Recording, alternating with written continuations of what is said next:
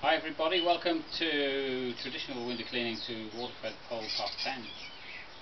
Or is it 11? I'm losing touch now. Anyway, I mentioned in the previous video or so that you need to use trad gear for the bottoms if that's what you want to do to save water if you're just starting off and you haven't got a van system. Because otherwise you need twice as many barrels, and you're trying to carry about 10 barrels in your vehicle or your car. And if you use just the equipment just to do the tops and your traditional bottom, then you're going to save a lot of water, and it's not as slow as you think. But what you'll need for this is you need one of these belts. It's an Unger belt I've had for years. Pouch. You can put your gear in, your scrim and cloths. Bucket on a belt. Don't use it actually with water in it. Just tip it out every so often to get rid of the dirty water. All it really is to catch the drips. You'll find that goes in there, and that's what's in there, nice and neat. Put your scraper in there if you want, but it gets wet and goes rusty a lot there. So in most pouches you'll find a little pocket you can put them in. That can go in there. Another aspect to this though is that a lot of people think you need a bucket. If the winters are really dirty, if you live in a place like Spain or something, you're going to get a lot of dust. That could be a problem. But here in Britain, I haven't used a bucket for several years now. This is just to carry my gear around. There's no water in it, and it's just to put in the car. I don't carry this around with me whilst I'm using waterbed poles. Just stay in the car. It's just a toolbox, okay? So you can just fix with that, because if you're carrying a pole with you and you're towing your trolley around with you, whichever type it might be, you can see the difficulty in trying to carry that around. You'll find enough problem trying to get the pole around in awkward places as it is. So what you should do, if you like, is use a bottle on belt system. It's just a 1 litre bottle, washing up liquid in it, water, pull top so that you can just get your pad, wet it like that,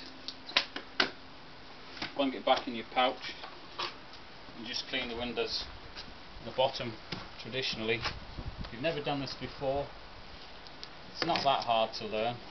You just keep practicing on your own house, your own technique, and it's surprising how quickly you can do it, how quickly you learn. Save a lot of water. And there you go. Empty it out every so often. But there's one thing that you'll have to learn as well. When you're using a waterbed pole, you do the upper windows, it's going to drip down. This is the only window in the house that does that on mine, because I've got a sun lounge here and like a roof over the other windows. But a lot of properties, what you're going to find is the water will drip off onto the bottom window. So what you need to do is, once you finish, you switch your motor off on your backpack or whatever you're using, wipe the bottom of the sill like that. That'll help to stop the drips. Then leave that window for a while. Go and do something else, like this for instance, and in that time it should stop dripping sufficiently, because if you leave it to drip and you clean the window, it will splash on the sill and it splashes back onto the glass, and it will dry white because it's going to pick dirt up. The water won't be pure anymore. So in the meantime, you just do the trad ones that you can, and the windows it's not dripping on, or go around the front to do the windows at the bottom where it's already stopped, whatever. You'll soon get into a routine. It's not as complicated as it seems at all. So there you go. And as you know, I use the Wagtail mainly these days, but if you like the traditional sort of gear like this, it's great, no problem at all. So that's another thing you can be thinking of. At the back of the belt, these pouches are only 50p each. Put various things in them. I've got a little pole here, extension, windows I can't reach. It's surprising what you can reach with a little extension like that. You get used to where they go, scraper, the bird muck.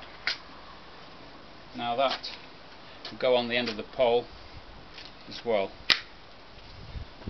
So that's about it. There's some of the traditional gear that you can be using. Makes it really convenient, it's not as hard as you think. There you go, job done.